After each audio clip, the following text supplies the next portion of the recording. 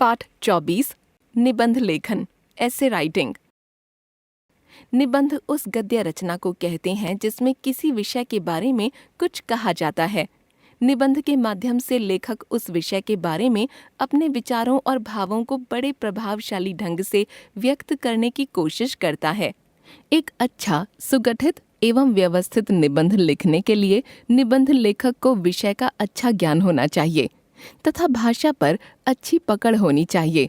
फिर भी हर व्यक्ति की अपनी अलग अभिव्यक्ति होती है, इसलिए एक ही विषय पर हमें अलग अलग तरीकों से लिखे गए निबंध मिल जाते हैं। अच्छे निबंध की विशेषताएं। एक अच्छे निबंध की प्रमुख विशेषताएं निम्नलिखित हैं। जिस विषय पर निबंध लिखा जा रहा है उस विषय के अनुरूप निबंध की भाषा होनी चाहिए। विचारों में परस्पर तारतम्यता होनी चाहिए। विषय से संबंधित सभी पहलुओं पर निबंध में चर्चा की जानी चाहिए। निबंध के अंतिम अनुच्छेद में ऊपर कही गई सभी बातों का सारांश आना चाहिए। वर्तनी शुद्ध होनी चाहिए तथा विराम चिन्हों का उचित प्रयोग किया जाना चाहिए। जितने शब्दों में निबंध लिखने को कहा गया है उस शब्द सीमा का ध्यान अवश्य रखना चाहिए। निबंध के अंग।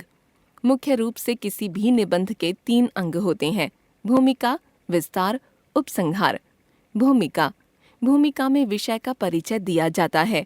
यह वह दरवाजा है जहाँ से निबंध शुरू होता है। अतः यह अंश जितना ही आकर्षक होगा, लोगों को निबंध पढ़ने के लिए उतना ही प्रेरित करेगा। भूमिका इस प्रकार से लिखी जानी चाहिए कि पाठक इसे पढ़कर पूरे निबंध को पढ़ने के लिए प्रेरित हो सके। विस्तार। यह निबंध का प्रमुख अंग है। यहाँ विषय से संबंधित विभिन्न बिंदुओं पर अलग अलग अनुच्छेदों में चर्चा की जाती है।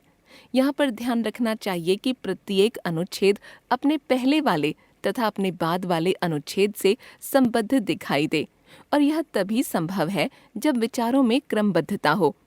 उपसंहार।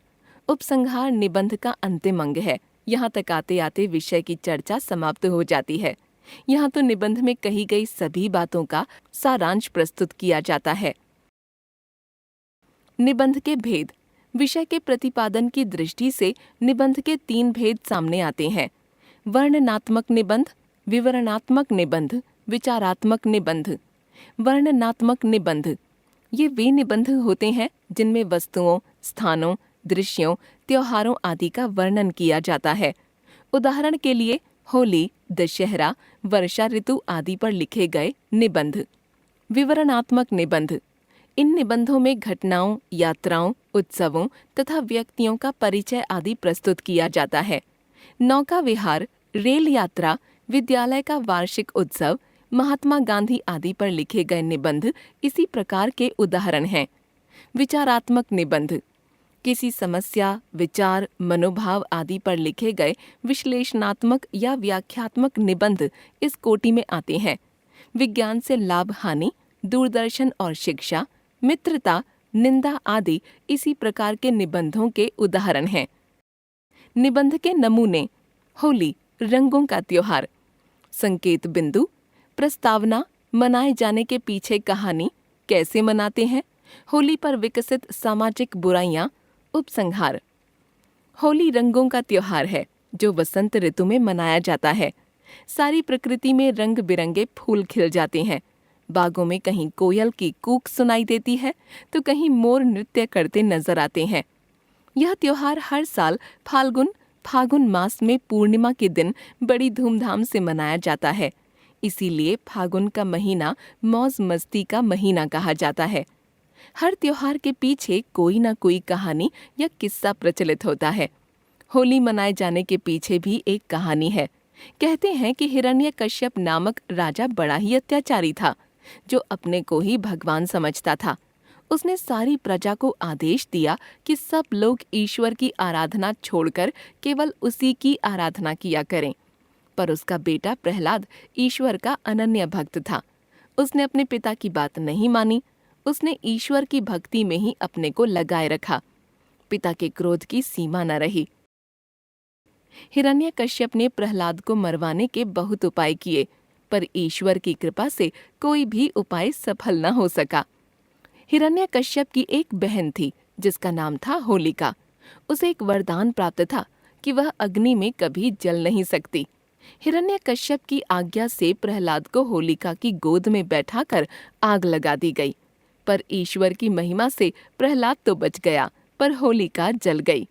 इसी घटना की याद में हर साल फाल्गुन मास की पूर्णिमा को होली जलाई जाती है और अगले दिन रंगों का त्योहार बड़े ही धूमधाम से मनाया जाता है।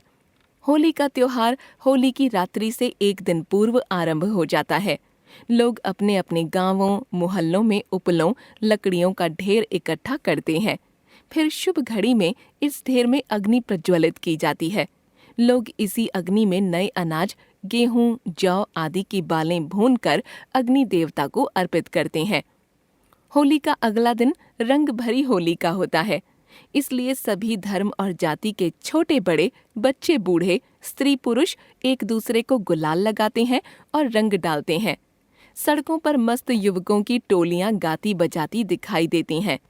कुछ प्रदेशों में संध्या के समय लोग नए नए वस्त्र पहनकर अपने अपने परिचितों मित्रों से मिलने के लिए निकलते हैं। एक दूसरे को मिठाइयाँ खिलाते हैं और खुशियाँ मनाते हैं। आजकल होली के समय कुछ लोग अशोभनीय व्यवहार भी करते देखे जाते हैं, जो गलत है।